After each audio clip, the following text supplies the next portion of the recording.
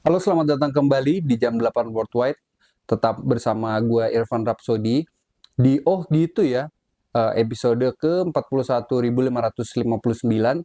Nah, untuk kali ini seperti biasa gue akan menceritakan cerita-cerita yang santai aja, yang sangat informatif ataupun tidak begitu informatif, tergantung bagaimana lu menyikapi apa yang gue ceritakan kali ini. Nah, kali ini tuh gue akan menceritakan tentang kisah di tahun 60-an, di mana ada seorang remaja yang bisa bertahan 11 hari tanpa tidur.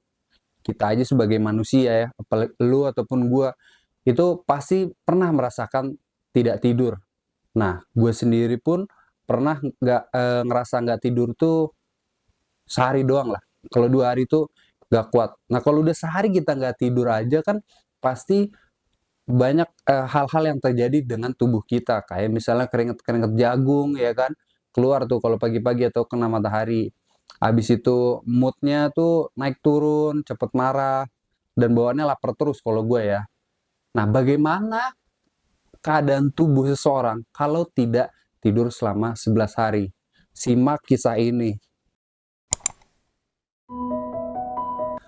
Pada tahun 1963 di San Diego, Amerika Serikat, itu sedang diadakan 10 Annual Greater Science Fair Project. Jadi itu adalah project science anak-anak SMA ya, untuk anak-anak SMA, yang dimana kalau project yang mereka buat itu sangat sangat bagus dan bisa memuaskan dewan juri gitu ya, itu akan bisa memenangkan 10 Annual Greater Science Fair Project San Diego. Ketika itu ada dua orang remaja bernama Randy Gardner dan juga Bruce McAllister. Mereka berdua ini umurnya 17 tahun ya, di antara kelas 2 atau kelas 3 SMA. Nah, ketika itu mereka tuh tertarik nih untuk ikut ke dalam Science Fair Project ini. Tapi mereka bingung, apa ya yang akan kita persembahkan untuk ikut lomba ini nih. Akhirnya mereka sembari mencari-mencari apa ya. Nah, ketika itu mereka tuh membaca di berita bahwa ada seorang DJ dari Hawaii itu yang tidak tidur selama 260 jam. Nah, disitulah mereka mendapatkan ide, oke, gimana kalau kita buat eksperimen tidak tidur lebih dari 260 jam. Akhirnya Bruce dan Randy ini memutuskan untuk membuat project science mereka, yaitu tentang tidak tidur. Nah, itu tentu saja untuk mengalahkan tidak tidurnya yang DJ tadi yang 260 jam. Mereka ingin mencoba, bisa nggak ya kita bisa lebih dari itu.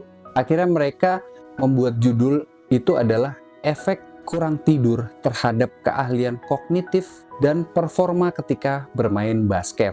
Jadi dia kaitkan dengan performa kognitif dan juga performa ketika bermain basket. Nah, mereka berdua ini bingung kan, nih siapa nih yang bisa jadi kelinci percobaan ya.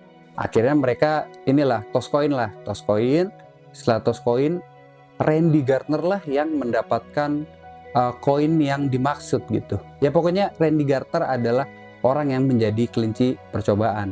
Sementara rekannya Bruce McAllister yang akan menemani Randy Gardner itu ngapain aja, asalkan Randy tidak tertidur. Karena dirasa kalau hanya berdua aja nih, Bruce McAllister takutnya tiba-tiba ketiduran nih. Kan harus nemenin Randy, otomatis dia nggak tidur juga dong. Akhirnya mereka berdua mengajak satu kawannya lagi bernama Joe Marciano. Nah, jadi si Bruce McAllister dan juga Joe Marciano bisa shift-shiftan mengganti peran masing-masing untuk membantu Randy Gardner agar tidak tertidur. Hari pertama oke lah, biasa. Hari kedua tidak tidur, Randy ini mulai merasakan mual di bagian tubuhnya dan juga cepat sekali hilang memorinya, dan itu terus berlanjut hingga hari ketiga. Dia merasa mual-mual, short memory loss, habis itu kadang dia mau berbicara sesuatu tapi susah untuk mengucapkannya. Dan juga di hari ketiga ini ternyata ada berita lokal pada saat itu yang memberitakan eksperimen ketiga remaja ini. Dimuatlah ke koran lokal ternyata. Berita itu menyebar, akhirnya sampailah berita itu pada salah satu peneliti tidur di Universitas Stanford bernama William Dement. Nah, dia nih seorang peneliti tidur yang akhirnya sampai sekarang tuh dikenal sebagai profesor atau ahli tidur ya. William Dement yang mendapatkan berita tersebut akhirnya langsung berangkat pergi ke San Diego karena dia merasa tertarik nih ikut dengan proyek mereka nih. Nah, William Dement ini tidak sendirian, dia juga mengajak salah satu kawannya dia dari Angkatan Laut bernama John Ross, seorang dokter. Kira mereka bertemu dan si William Dement ini menawarkan diri, oke, mau nggak kita bantuin, jadi kita bisa mengawasi kalian, terutama Randy Gardner, itu secara medis. Nah, orang tua Randy Gardner pun juga dengan senang hati ya, soalnya takut nih kalau anak-anaknya tiba-tiba kenapa-kenapa kan. Akhirnya mereka bergabung lah. William Dement ini tidak hanya sebagai pengawas kesehatannya Randy Gardner ya, tapi dia juga membantu Randy Gardner dalam hiburannya gitu.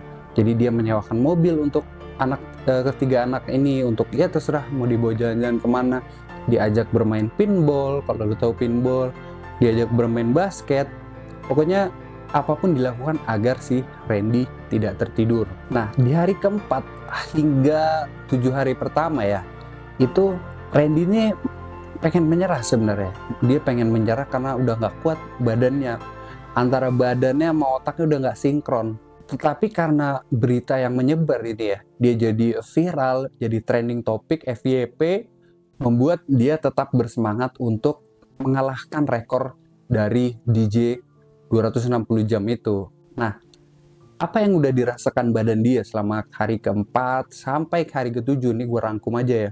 Dia mulai mengalami halusinasi dan juga delusi ya.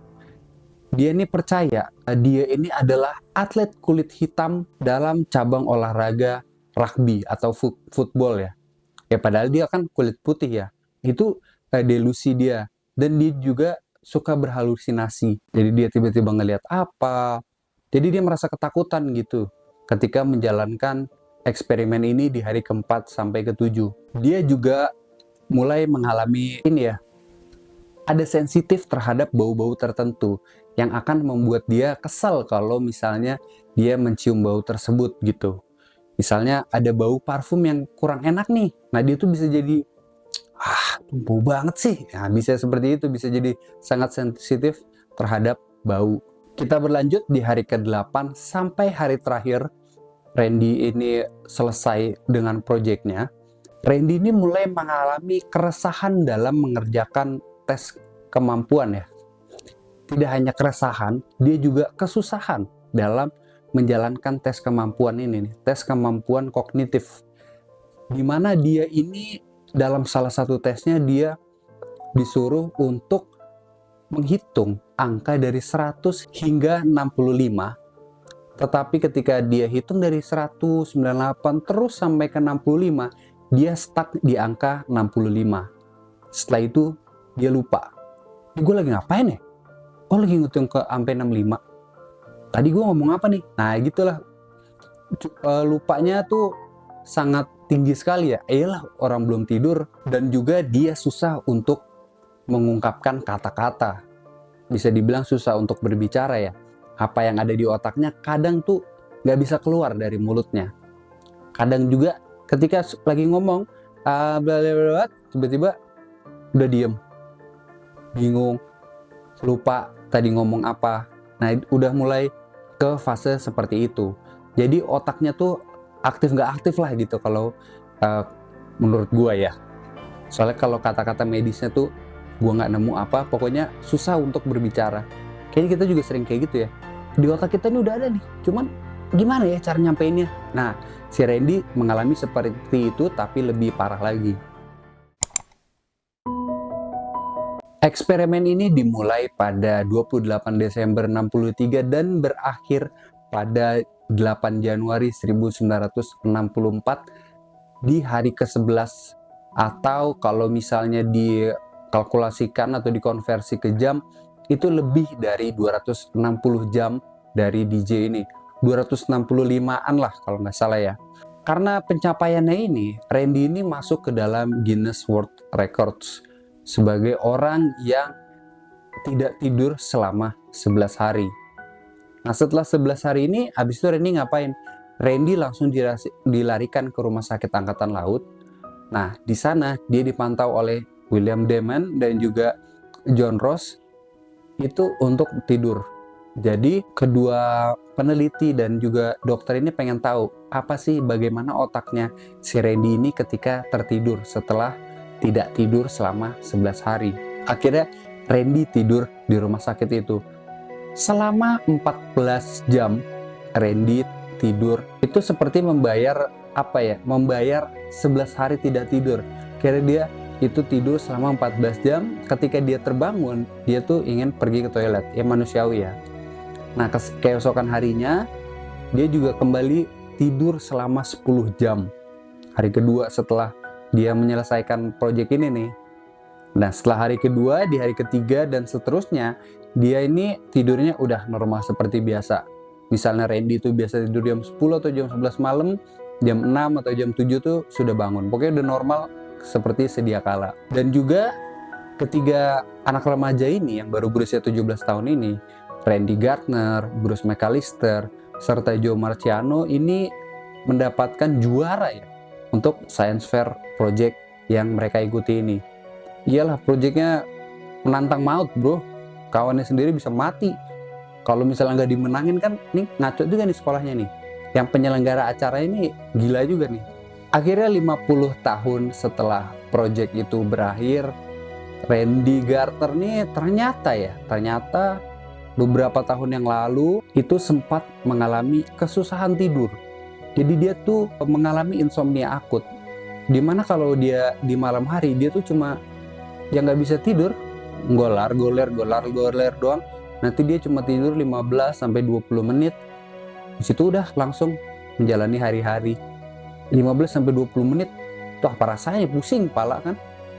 Nah, ketika dalam suatu wawancara dia juga pernah bilang bahwa insomnia akut ini dia ngerasa karena karma dari proyek yang pernah ia lakukan dulu. Jadi nih, lu kan pernah buat gua nggak tidur nih, otak dan badan bilang gitu. Setelah 50 tahun kemudian nih gua kasih lagi nih, gitu. Kasarnya si Randy ingin menyampaikan seperti itu. Nah, William Damon ini pada akhirnya ya dia dikenal sebagai seorang profesor dan juga ahli dalam tidur ya. Itulah tadi cerita tentang 3 orang remaja berusia 17 tahun yang masuk ke dalam Guinness World Records di mana mereka tidak tidur ya. Walaupun sebenarnya rekor yang dipegang Randy Gardner ini pada tahun yang sama itu dipecahkan dan beberapa tahun kemudian banyak sekali yang memecahkan lagi hingga di tahun 70, pertengahan 70-an Guinness World Records tuh menyetop nggak tidur ini nih, mencahin rekor nggak tidur karena sangat berbahaya bagi kesehatan. Semoga apa yang gue ceritakan ini sangat informatif bagi kalian, karena kita sebagai manusia kan juga butuh yang namanya istirahat ya. Kalaupun begadang itu ya seminggu sekali aja. Jangan disamakan sama security atau yang bekerjanya tuh shift-shiftan ya. Itu kan mereka punya jam tidur masing-masing. Tapi setidaknya mereka istirahat kan. Tidur gitu, bukan nggak tidur. Itu aja. Semoga senang dengan konten gue kali ini. Salam tidur 8 jam.